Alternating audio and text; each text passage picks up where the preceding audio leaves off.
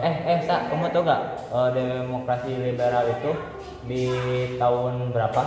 Setahu saya demokrasi liberal itu dari tahun 1950 sampai 1959.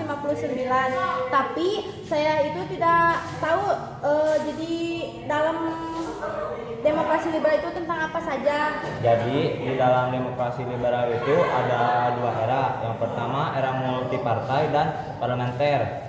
Kalau multipartai adalah kebebasan berpendapat dan membentuk partai politik melahirkan banyak partai yang bersaing untuk mendapatkan kursi di parlemen. Yang kedua ada parlemen, yaitu sebagai pusat kekuasaan. Parlemen memiliki peran pedoman dalam pembentukan kabinet dan pengambilan keputusan politik.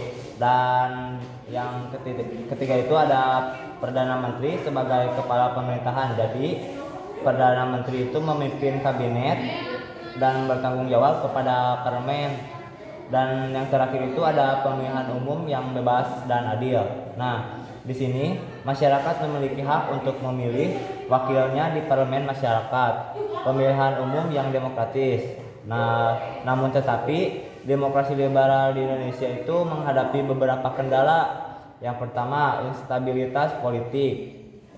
Di sini banyaknya partai politik dan pergantian kabinet yang sering terjadi menyebabkan ketidakstabilan politik. Dan untuk perbedaan ideologi, dan ada juga perbedaan ideologi, yaitu keberagaman dan aspirasi di partai politik menyebabkan kesulitan dalam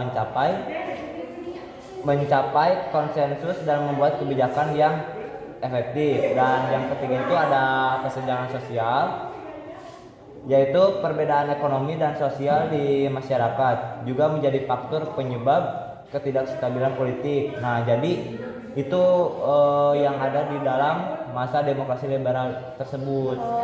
Nah, terus kan masih ada ya demokrasi terpimpin. Kalau demokrasi terpimpin itu pada tahun 1959. Ya.